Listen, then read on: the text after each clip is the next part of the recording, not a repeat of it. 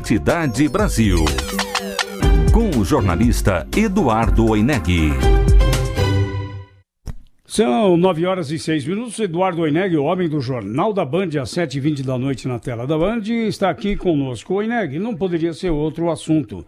Parece que jogaram um pouco de água nessa fervura, nessa quentura, nessa devastação amazônica, né? Que parece que houve muito exagero, tanto da parte dos ambientalistas brasileiros como do exterior. E o presidente Bolsonaro também agora está mais educado, digamos assim, para se referir aos seus companheiros internacionais que também no G7 recuaram um pouco de uma posição mais dura, né? Como é que você vê essa questão? Bom dia, Zé Paulo, bom dia a todos, bom dia, ouvinte. Tomara que isso tenha sido um ponto de inflexão, porque é uma loucura, né, o que a gente viu nas últimas semanas. Houve um tempo em que a humanidade tinha medo de um acidente nuclear, né? Então o medo seria dois líderes mundiais malucos, um aperta o botão de um lado, outro aperta o botão de outro e bum, acaba o mundo numa grande explosão de uma sequência de bombas atômicas e tal. Quer dizer, o medo de você acabar com o planeta sempre existiu, né? Acabar dessa forma, um grande incêndio com a mão divina, terremotos e etc. Aí essa coisa acalmou, fim da Guerra Fria, etc. Ainda se fala medo aqui, Irã, Coreia do Norte e tal. Mas o grande medo virou o medo da asfixia dos oceanos, asfixia pela falta de oxigênio, aquecimento global, etc. E o meio ambiente virou uma frente emocional de discussão muito forte, muito forte. Então, tem um monte de gente que, se você for numa escola na Alemanha, se você for numa escola na França, numa escola na Inglaterra, numa escola no Brasil, numa escola nos Estados Unidos, vão dizer, esse tema está lá presente, meio ambiente, preservação, plástico, etc, etc e tal.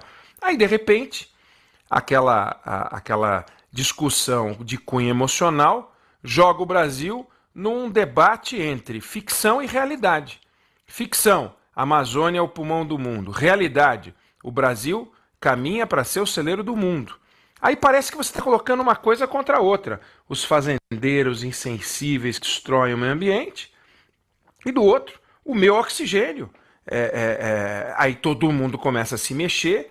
E o governo brasileiro, sem se dar conta de que esse debate é emocional, sem se dar conta de que as redes sociais, que sempre foram aliadas desse governo, mas as redes sociais em português, elas são feitas também em inglês, em francês, alemão e espanhol, começa uma guerra de ativistas e interesses comerciais de um lado, discussão legítima porque para ser feita, e do outro o governo descuidado, agindo de forma amadora, de peito aberto, indo para cima, achando que pode ficar simplesmente dizendo que é a esquerda, que é a esquerda, que é a esquerda, porque esse discurso já funcionou na campanha. E aí ele percebeu, o governo percebeu, o presidente Bolsonaro percebeu que esse debate é um pouco diferente. Então, a Amazônia tem incêndio nesse momento. Nós temos uma seca. Tem incêndio.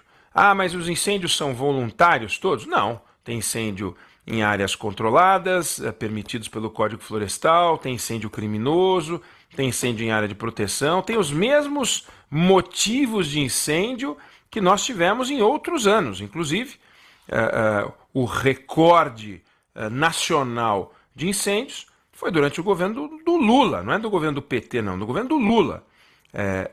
E não teve essa grita, porque o governo teve mais habilidade para lidar com isso e ele não fazia o discurso de confronto. O governo começou com um discurso de confronto, começou questionando os dados do INPE, que é um instituto sério. E aí começou a confusão. Ele percebeu da maneira mais eficiente possível que é o seguinte: quem vai pagar o preço, se ele não mudasse quem pagaria o preço, espero que ele tenha mudado, é a economia nacional, é o agronegócio. O agronegócio não vive de desmatar, não vive de devastar, ao contrário.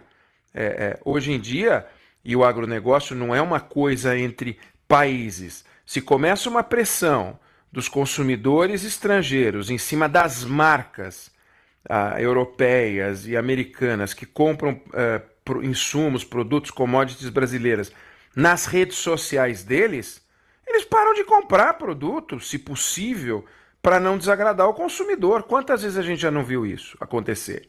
A empresa A está fazendo trabalho escravo, você nem sabe se está. Começa uma campanha enorme, aquela marca começa a se mexer, porque senão ela perde valor, ela quebra, ela vai à bancarrota. Então é preciso fazer alguma coisa.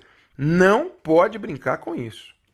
Oi, Neg, acho que uma lição para todos aí, você que é um cara das comunicações, né, é que a razão ela vai se dissipando na medida em que a agressividade do discurso, né, e a veracidade dos dados vão contaminando, né, esse debate, porque acho que o que a gente viu na semana passada, artista divulgando foto que não é da Amazônia, errando o nome do presidente da República, informações que claramente já não foram confirmadas. Acho que o símbolo mesmo foi aquela foto publicada pelo Macron, que é de 2003, né, da Amazônia.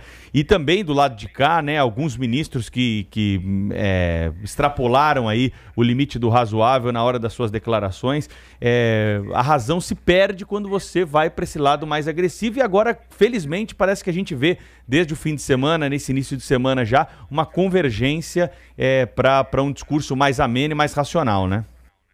Olha, Pedro, eu sempre cobro a lógica da autoridade e não a lógica do outro lado. Eu nunca cobro a lógica do outro lado porque eu acho que a gente nunca pode contar com isso. Por exemplo, pega a Lava Jato.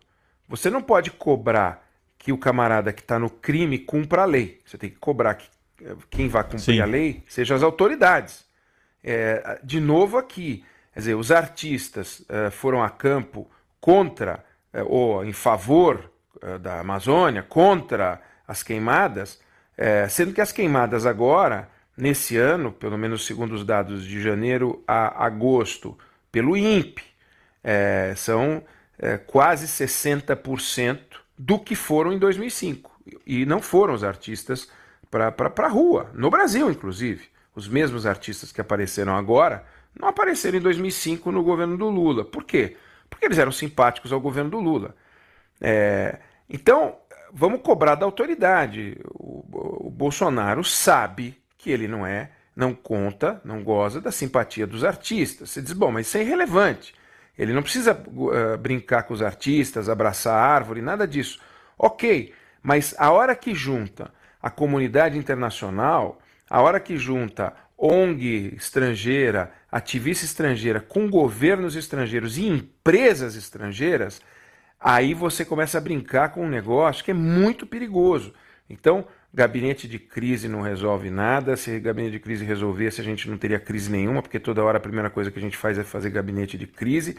Mas o governo tem que botar a mão na consciência e falar assim, vem cá, dá para ganhar essa guerra na base do grito, para ver quem grita mais? Não. Então vamos passar informação, vamos combater a desinformação, vamos compartilhar os dados. Ah, tá queimando. Tá queimando, pô. Nós vamos dizer que não tá queimando? Queimou floresta em Portugal, queimou na Califórnia, queimou na Austrália, queimou num monte de lugar. Essas pessoas, elas negam as imagens? Elas negam a realidade? Não. Queimada não é algo que se negue. Queimada é algo que se mede e se combate. É assim que funciona. Não tem como ser diferente. Aí o governo resolve achar que a acusação de queimada é algo de esquerda. É uma piração, porque ele chegou a dizer, o presidente, que as ONGs poderiam estar por trás das queimadas. Mas se queimou mais no governo Lula, então as ONGs queimavam também no governo Lula? Não tem lógica isso. A verdade precisa fiscalizar, precisa combater, precisa de dados e falar a realidade. Não tem que discutir muito. Então vamos cobrar das autoridades e parece sim, como falou Zé Paulo, como você está falando, parece sim que caiu a ficha. E caiu até rápido, em uma semana. Podia nem ter acontecido isso. Bastaria o governo não ter questionado os dados oficiais do INPE e já começar a agir, começar uma frente nacional para combater as queimadas. É isso que a gente tem que fazer. Seca no passado. Lembra o que era seca? Para quem não lembra, de tempos em tempos a gente tinha uma seca no Nordeste que produziam frentes de trabalho. as pessoas se inscreviam em frentes de trabalho. Você tem romances escritos sobre isso. Ao longo da nossa história a gente conheceu várias secas. A seca está aí, ela existe de tempos em tempos. 2005 batemos recorde, foi uma seca inacreditável. 2010 teve uma seca muito forte. Agora nós temos uma seca também. Você tem seca em vários lugares, em vários momentos.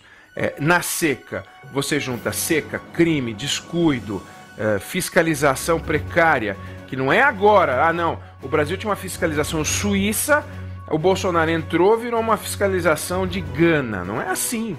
Era uma fiscalização que não era grande coisa, ela continua a não ser grande coisa. Se você for ver o número de fiscais por hectare, não tem nunca como resolver. É como a questão da fronteira com a entrada de armas. A gente tem um mega problema para resolver, não é o único, mas não vamos brincar com isso, porque nós estamos falando de 25% do PIB, do grosso das nossas exportações, e basta um movimentozinho, veja o que foi carne fraca, uma bobeada da Polícia Federal, uma coisa inacreditável que a Polícia Federal fez. Olha o que aconteceu, quanto tempo demorou para arrumar. Agora, uma queimada que tem esse efeito sensível, que crianças de 10 anos vão sair em tudo que é país. Já pensou? Um movimento de todo mundo de mãozinha dada, saindo em defesa da Amazônia. É um negócio absurdo para o Brasil, e o Brasil vilão do mundo, como se não pode deixar. Bolsonaro já tem um discurso radical, baixa a bola e vamos resolver o problema.